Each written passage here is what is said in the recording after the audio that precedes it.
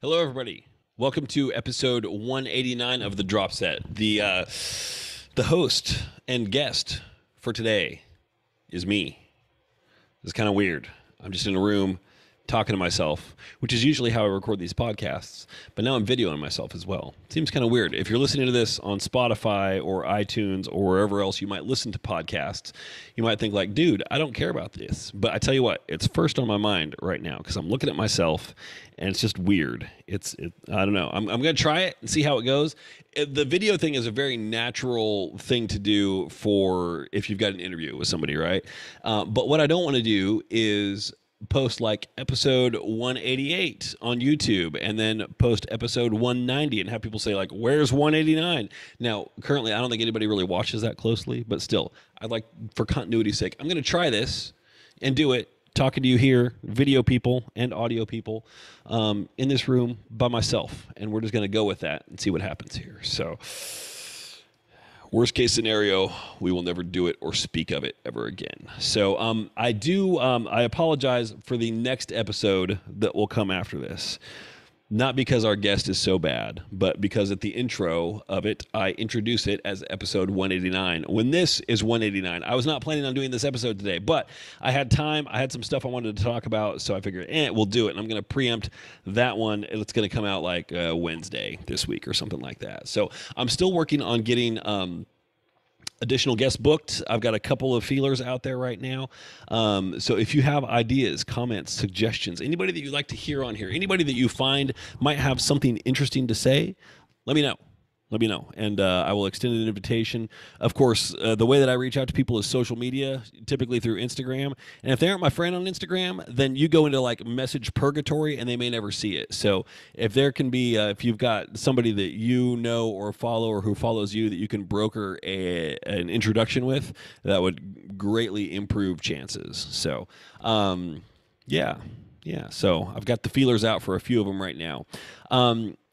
Somebody asked, why are all of your guests women also? To which I say, I don't know. It's just the way it's worked out. Now, our next guest is not, so there is that.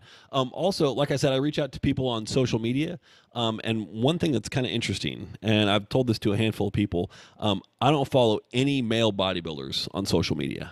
None. And the reason for that is the comparison game. If I follow those guys, I do not have it in my head where I can just watch their progress and not compare myself to them and see things coming out in a negative way. So therefore, I just don't follow them. And I'm in the process right now of simplify everything. And if something makes things more difficult, I have no time or patience for it. And usually that applies less to people in my life or clients, like it's my job to kind of help them work through stuff, but more about stupid things like that. Like following all these, classic physique competitors and not feeling like I stack up with them. And maybe I don't, but I don't need that blasted in my face all the time. It's like, I'm just going to live in my own little world, not follow them. So therefore, if anybody has suggestions on guys to interview as well, totally open to it. Again, everybody's might be like, well, get Chris Bumstead on the podcast. I'm like, he has better shit to do than talk to me who he doesn't know. So if you're a personal friend of him and want to broker that introduction, like I said, great, please do. That'd be awesome. So I did a video on Instagram. For those of you watching along on YouTube, it looks like this. You can see me there. I'm holding Derby. She is super cute. She's pretending like she cares about what I'm talking about. She does not. She does not care. She's so sick of hearing me talk about my diet. I can't even tell you. She's down here right now, in fact. How you doing, girl? She's over it. She is so over it. So I put that video up, which is just kind of a status of prep situation, how things are going right now. I don't pretend that everybody has seen that, so I'll give you the 411 here and repeat myself a little bit. If you have heard this, apologies, but it'll be said a little bit differently. So basically, prep started pretty much at 16 weeks out. As of right now, it's 8 weeks and 5 days out, so this Saturday will be the halfway point. As I sit here right now, how would I describe myself? Could use a lot of adjectives there, actually. In terms of how I feel regarding prep, how would I describe myself? Excited, tired, for sure, hungry, yeah. But, more than hungry, I would say it's actually food fixated is what it comes down to. Because, like, I'm sitting here right now, I started recording this podcast, and it was a flip of the coin. Like, should I eat first or do the podcast first? Podcast won. So if this episode is 15 minutes long, it's just because I got super hungry and decided to bail, which is entirely possible. We'll see how it goes. It might be mid-sentence and then just sign off and be like, wow, that ended abruptly. Could happen. Could happen. I'm not going to say it won't.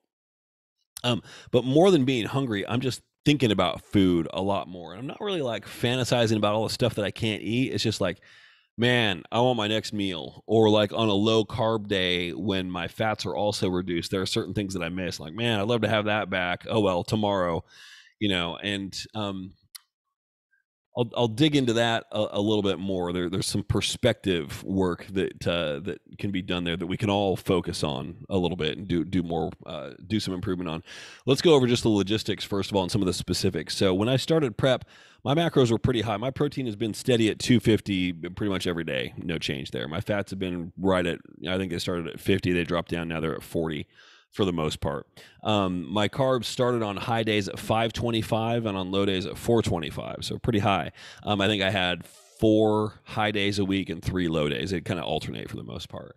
And that went fine for several weeks, and then we got to 11 weeks out, I think it was, and things took a little bit of a hit, like a pretty big hit, like carbs down to like 300, down from 500 and change. That hurt. That was a little bit of an adjustment. And then after that, they went down to 250 and then 200 on low days. So they've dropped in half at this point. And also on the low days, my fats are down to 20. So I've been doing a little bit of macronutrient kung fu, just getting the numbers such that I can maximize food volume, get the most bang for my buck, create some larger, higher volume meals that have a better chance of filling me up longer.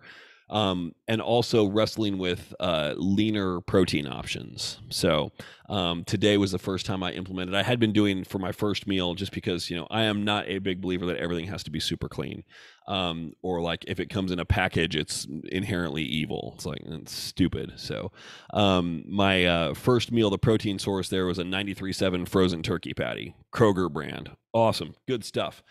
And then I had a panic attack when I went to Kroger one day, and I walked to the aisle and they had them, but there was a tag there that said closeout and they were all half price. I'm like, what? Okay.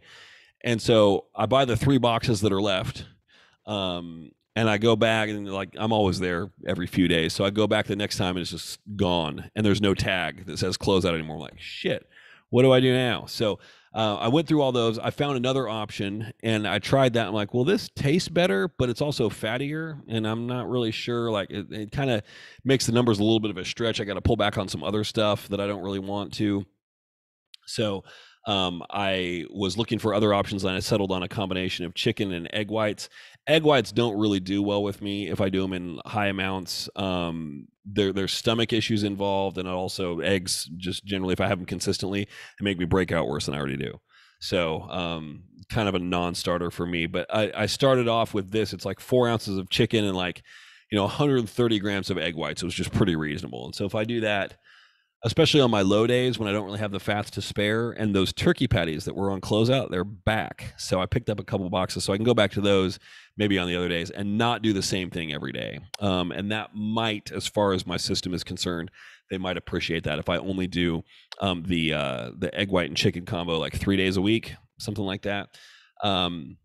That might work well. No, it is higher volume. It was pretty tasty. I threw some onions in there. The chicken I cooked up with some fennel seeds and garlic powder and red pepper flakes, so it was kind of sausagey, which is pretty good. So it worked really well. I don't have any regrets over that. But at the same time, I got these boxes of shit in the freezer I should still go through. So anyway, playing games like that to keep the macros in line. But everything has been totally perfect and spot on there.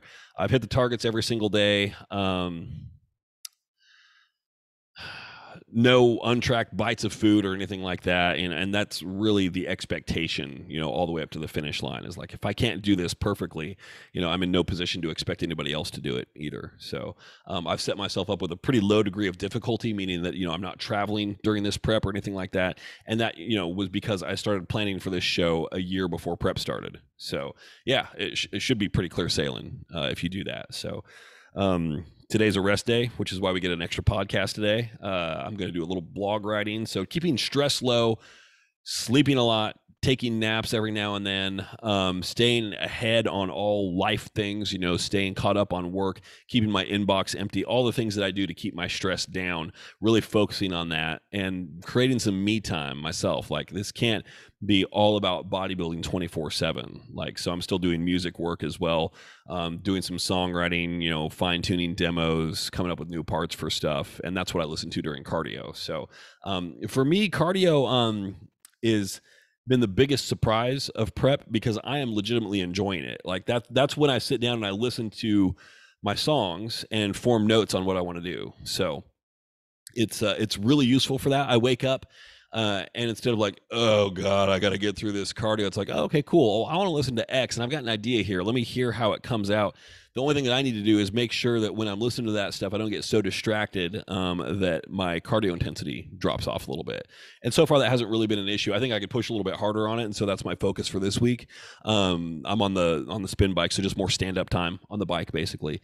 Crank up the resistance a little higher, but it's actually going really well. I'm digging cardio. I'm doing 50 minutes a day, every single day, no exceptions.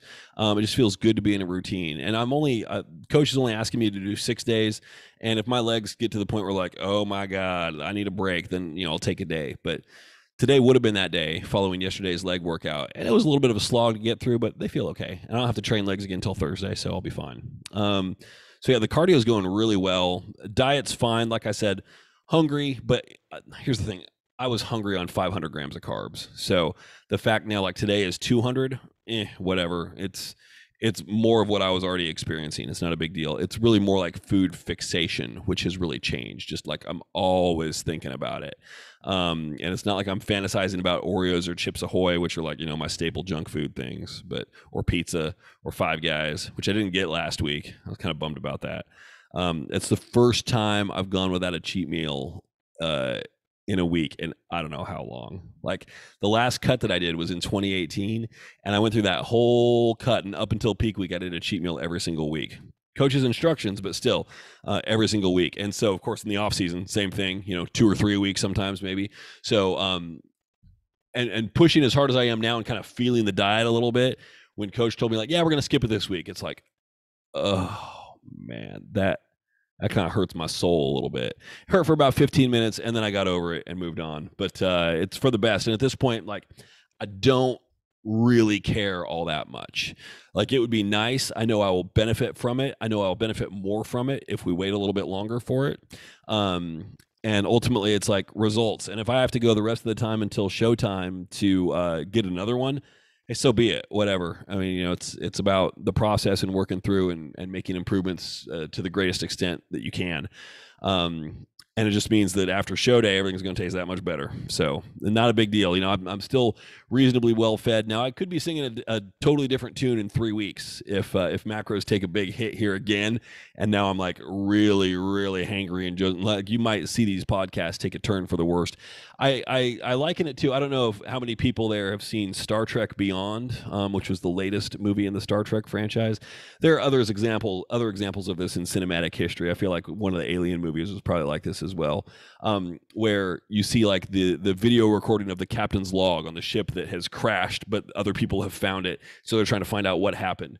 And so they played the logs in chronological order. In the first log, the captain's happy, like, well, the crew and I, we are gathering for our morning cup of tea here on the bridge, and we've encountered this strange anomaly, and we're going to investigate it. And then the next entry is in 2 days, and he's like, well, some fights have broken out amongst the crew. It seems like they're having some strange mental reaction to the phenomenon that we're in. And then, like, fast forward a week, and the crew is eating themselves, and it's like everything just goes downhill in a hurry. I feel like these podcasts might be a version of that, more applicable for the bodybuilding world, where you see my mood, like it's going to be a time capsule. Like back in the podcasts of the first half of 2020, where I was saying that COVID probably wasn't going to be that big of a deal. Like, just be smart, don't be stupid. Well, nobody followed that advice, did they? So I rest my case. Like, if people were smarter, I don't think it would have been quite such a big deal. But instead, everybody insisted on being stupid. So yeah, we'll see how it goes. You can feel free to throw my face back in this if I'm bitching like a madman in 3 or 4 weeks, or 3 or 4 days, whatever's appropriate. So anyway, that's prep in a nutshell. So one thing about that's worth jumping in here and commenting on as well is the idea of perspective in prep. And I think about this a lot, and I just put my head in this space where it's a constant reminder that what you're doing here is 100% voluntary. Like, you're doing this because you want to, because you have goals. So bitching about it, guess what? Ain't nobody want to hear it. Nobody wants to hear it. So, I told my coach a couple of things here and there, like, fucking hey, I'm hungry today or something like that. But you know who I don't say any of that shit to? My wife. Because you know what she doesn't want to hear?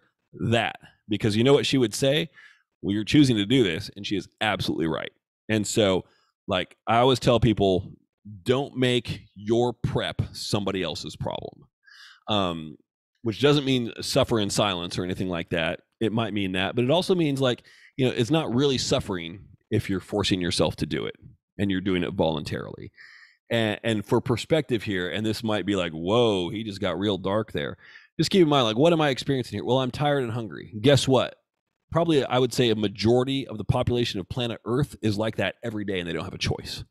So what's my problem? I'm trying to look good for a bodybuilding show. Fuck me, right? I mean, shut up. Nobody wants to hear you bitch about your diet. Absolutely nobody. You can say, like, oh, this is hard. Yeah, but let it stop right there. That's all it needs to be. So you can be one with reality and say, like, yeah, this is difficult. I'm hungry.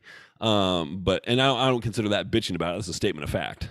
Like, that's fine. If you continue going on and on about it from there, now you're just whining, and nobody wants anybody to whine. Don't be a prep martyr. I've said that on this podcast many times before. Don't be a prep martyr. Nobody wants to hear a bodybuilder who is choosing to do something complain about what they're choosing to do. Same thing applies to cardio. Don't want to do it? Guess what? You knew it was going to be part of it before you started. So shut up, suck it up, all of the above. It's non-negotiable. You got to get it done. So now you can have challenging weeks. Like, if you're a client of mine and say, like, I struggle to get my cardio in this week. Okay, that's not a crime. That's not a crime. How can we fix it? Let's troubleshoot that. Where did the struggle come from? Is it a struggle that is, like, specific to that week? Like, there was a specific event that came up and threw you off for a day? Or is it like, well, my routine has changed and now I have a tough time getting up in time for it and doing it first thing in the morning, or who knows what? I had one client, bless his heart, Roberto, if you're listening, sorry, man. He's got a pretty tight schedule. And he wasn't able to make it to the gym last week because of road construction where he lives. And it blocked off, like, the one road that made for easy access to the gym. And to go around it was like an extra 20 minutes each way. And he's like, I just don't have the time for it. I'm like, I get it. I get it. That sucks. And so, let's get that fixed. And what else can we do about it? Not much. I mean, he's already, stretching his schedule to make it work. He's a busy dude. So you try and add another 40 minutes onto that, something's got to give. There just isn't necessarily always time in the day for it. And people often say, like, well, if it's important, you'll make time for it. And to an extent, I think that's true. For somebody like him who's not in prep for a competition, I am pretty comfortable siding with him and saying, I think that's an unreasonable expectation. If you're in prep and you're 6 weeks out and it's going to take you an extra 20 minutes to get to the gym, guess what? You're going to have to find those 40 minutes from somewhere. People are in different situations, though. That's not the right answer for everybody. So I'm completely comfortable with that. And so I gave him a much different answer than I would for somebody who was in prep and getting close to showtime. Basically saying, sucks. What are you going to do? And, making sure, like, when's that road going to get fixed? It's not going to be out for like 3 weeks, is it? That's going to be a problem. And no, it's not. So anyway, perspective.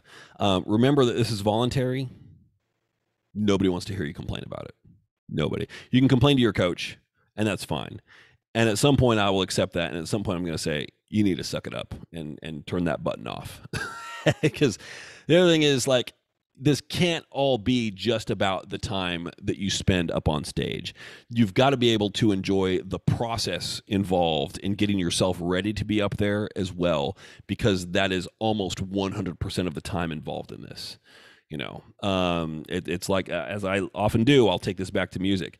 You don't You don't get to be a great musician, great guitar player, great piano player, whatever, by skipping practice and then just or complaining about practice and then trying to enjoy all the glory when you're up on stage. It's like if you don't enjoy the practice, the stuff up on stage isn't going to mean as much either. So, because you're not going to be as good. Like you got to be able to enjoy the practice. The thing with bodybuilding is that everything that we do every day is practice. It's practice to get you ready for something that's totally different. Like your practice involves training, it involves dieting, it involves cardio, it involves discipline. And what are you training to do? Well, you're training to get up on stage and do none of those things. You're training to get up on stage and pose and show your physique. Totally different skill. It's weird. Bodybuilding is unique like that in that the practice and the actual event are totally different things. Totally different things. Now, of course, part of your practice should also be posing practice, but that's a part of it. That's certainly not all of it. There's other elements that are going to take up much more of your time. And so if you can't enjoy the practice, then the actual execution on show day is going to fall flat for sure. A couple of questions from listeners. Actually, I don't know if Tina's a listener, but she's a client, and this is a question that came in with her check-in here. So she's getting ready to compete next year. We're kind of gearing her up for that. And she was asking for any book recommendations on how to know what to expect when you're competing.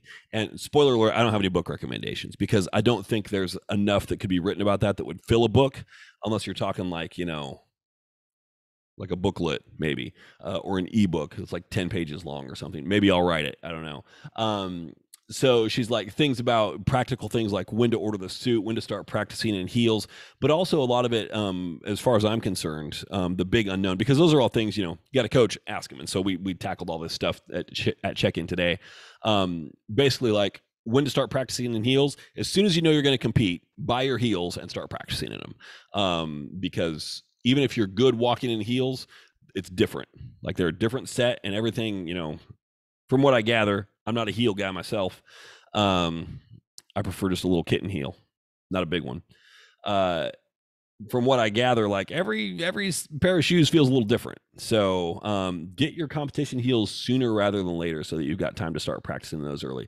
Suit, order that based on the lead time recommendation from whoever you're ordering from. So they might want a 8-week lead time, 6-week lead time. They might be okay with 3 or 4 week lead time. I wouldn't put it that close because then if you need alterations, you're really kind of cutting it close as far as if you've got time to ship it back and forth a couple times. So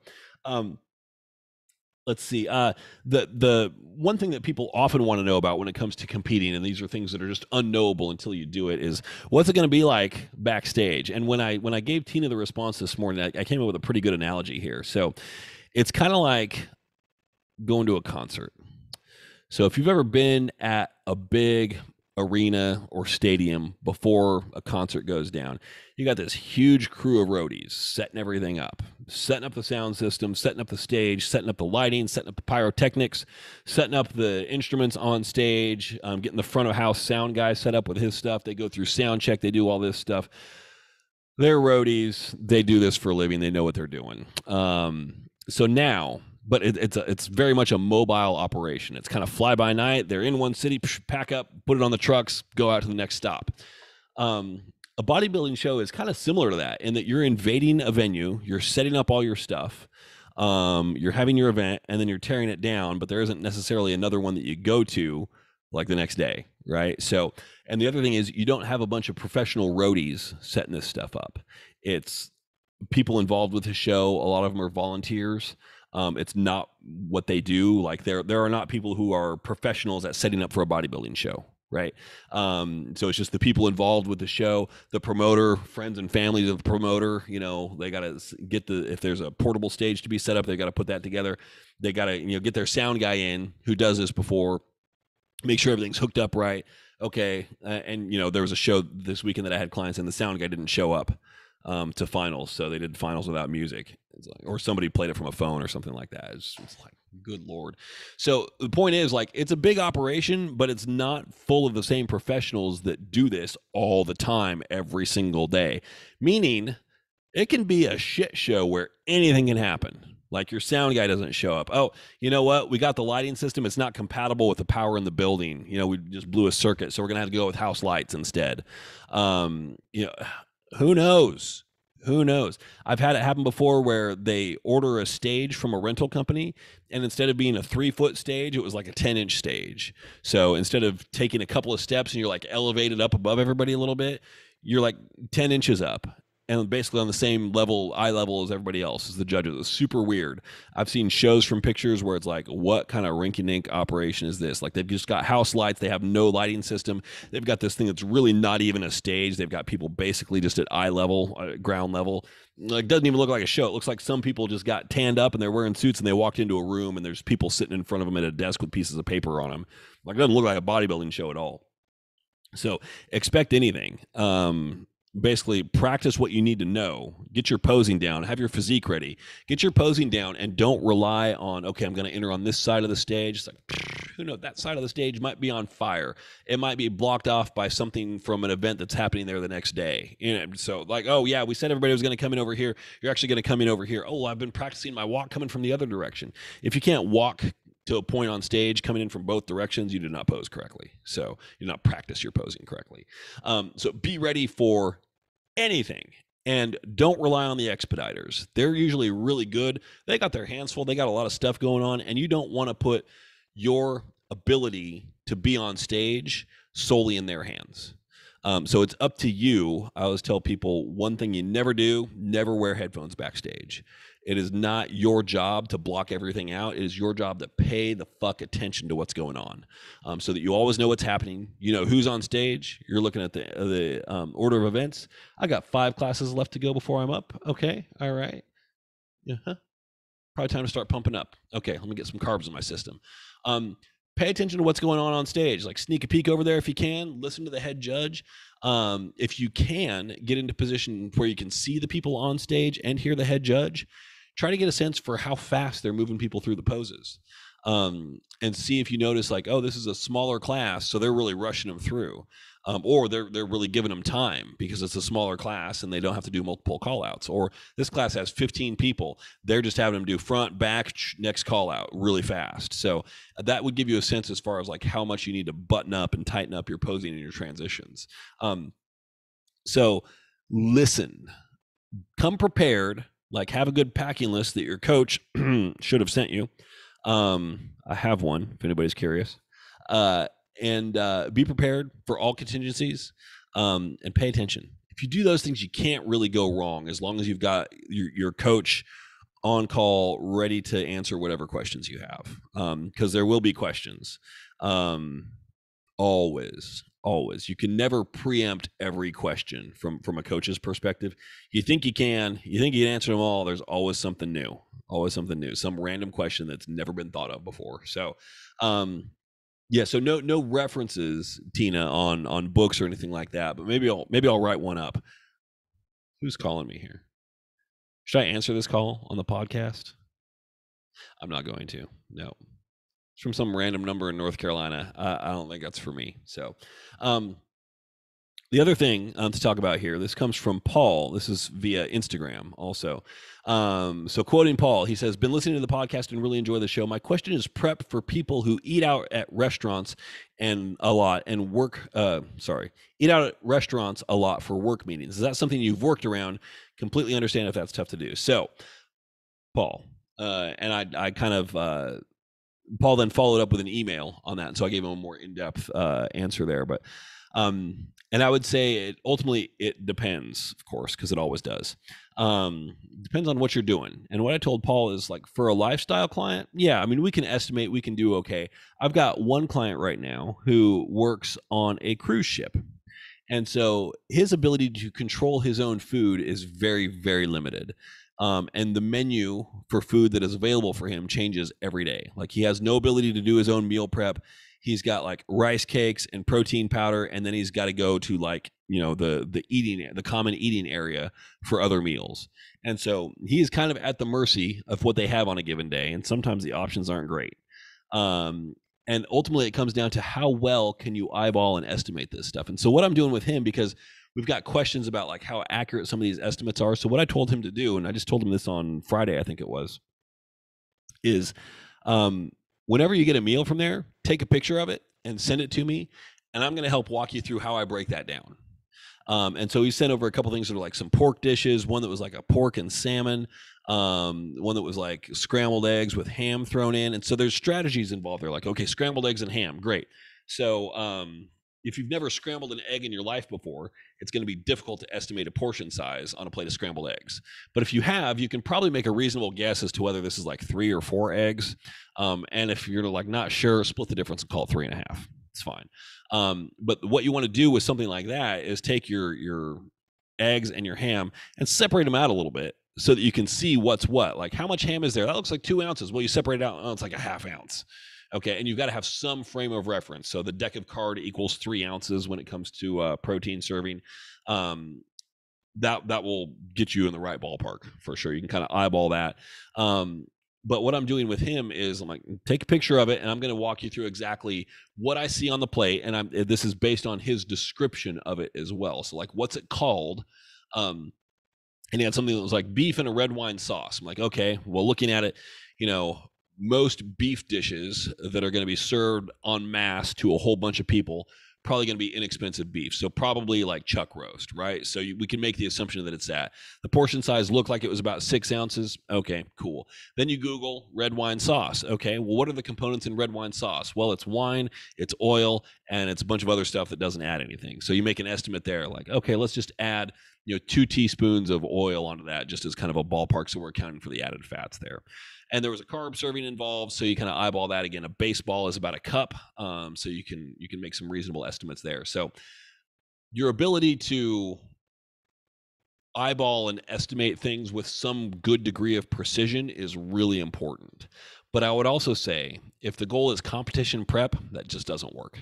Like, a reasonable estimate on prep just isn't good enough, especially not if it's something that you're doing regularly. So what I told Paul is that for competition prep, if you're eating out in restaurants, you're going to have to be that guy who brings your own stuff, or you bring a food scale and you weigh everything. But either way, you're going to be the weirdo at the table, and get used to it, because as a bodybuilder, that is your life. You're going to be the weirdo in every scenario. So you can embrace that and roll with it and laugh at it and make it a fun thing and cool. And you'll be known as that guy. And that's fine, because you're also going to be the best looking guy in the group. So who gives a shit, right? So it depends on the goal as far as like eating out. It also depends, because I've seen some people that just, their skill at estimating is horrible. They're like, I estimated this at 2 ounces. I'm like, that's 7 ounces. Okay. You need to spend some more time weighing stuff and looking at what you're weighing to get a sense of what is 3 ounces, 5 ounces, 7 ounces, etc. So, anyway, Paul, I hope that helps. So certainly if you have any other questions, hit me back up. Give me a reply on that. The only other thing that I wanted to mention here, which is really kind of funny. Now, I'm recording this on Zoom, my Zoom call with one person, because I didn't have any other way to record this. Like, I tried using the camera function that was built into my video editing software, but it wasn't going to capture the audio separately, whereas I know Zoom will. So for the audio version of the podcast. So I'm on my one-man Zoom call here. But it doesn't tell me how long I've been going, so I don't know how long this is. Anything? Anywhere? Nope. Oh, well. I had this experience yesterday in the parking lot. So I did my leg workout. I hobbled out of there, got a haircut, and then hopped into Publix to grab a couple things. And as I was walking out back to my car, I put my bags in the back of the car, and this old guy from across the parking lot, he starts talking to me. And this never happens to me. This never happens. I think this is just by virtue of being in prep or something like that. And he starts talking to me, and I don't remember what he was saying. He's like, okay, holy crap, I have just got to ask. I got to know. And he's walking over to me, and he's like, how do you get those forearms? And I thought it was hilarious, because in the podcast recently with Kelly, we were talking about how, like, basically, like, I'm all forearms and triceps. I don't even train forearms, but if anybody's ever going to comment on anything with me, it's usually forearms, which is like, great. If only that was a little bit more important. Why can't it be quads? Whatever. So I got a kick out of that. And he's like, I've never seen forearms. And he was like, I think he said, well, I'm 65 and I'm just trying to get anything to grow if I can, but I just can't get my forearms to do anything. And so I gave him my stock line about it, which is 100% true, which is I never trained forearms and never have. And I've just played piano with really terrible technique for over 30 years. Terrible technique, meaning your forearms are always tense when you play. Like, you're supposed to be loose and flow, and that's not how I play at all. So that's my secret. There you go. So I wouldn't say it's very efficient because, like I said, it's been 30 plus years. But hey, that is the secret. I just thought that was funny because we were just talking about that, how it's always forearms, and that's what this guy came up and talked to me about. So that reminds me, I gotta tell Coach about that one. That one slipped by me. So anyway, that's all I got. So this has been episode 189. As a reminder, I'm gonna put it out there. I do take calls for this. Now I don't know how that would work if I'm doing this on video. How would I insert a call? I don't know. We're gonna figure that out.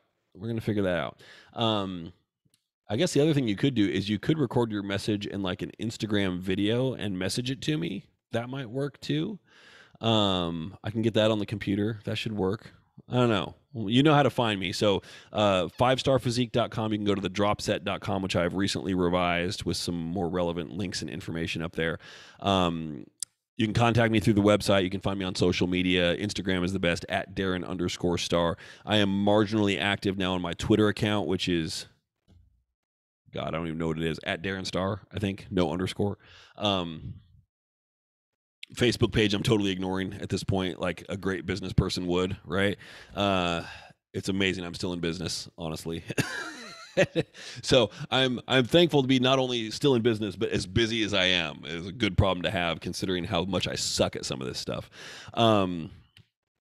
And where was I going with this? Oh, yeah, the call-in number. So 865-518-2974. If you have a question, call it in. I'll figure out some way to work it in here. I don't know how it'll work, but I'll figure out some way to make it happen. And I'd love to hear from you. If you have suggestions on future guests, let me know. I want to hear your feedback. I want to hear who you found valuable. So recently we've had Stephanie Flesher, Teresa Avancic, Kelly Nyokis, my coach, and Alexis Urso from Made to Macro have all been on talking about their stuff, their experiences in competing. Alexis talking about her business, which sounds fascinating. And, if anybody is in the market for anything, like any information regarding meal prep, that's a great place to start. Using some, I don't want to be just a total plug for her. I think she's got a great company, but any kind of meal prep service, like take it seriously. Those are some good options out there for people. So anyway, episode 189 in the books. Thank you all for joining me, for listening. Like I said, we'll be back later this week with 190, which will be falsely introduced as 189 in the start of it. So I apologize in advance for that. Mea culpa. How do I stop this? I found the button.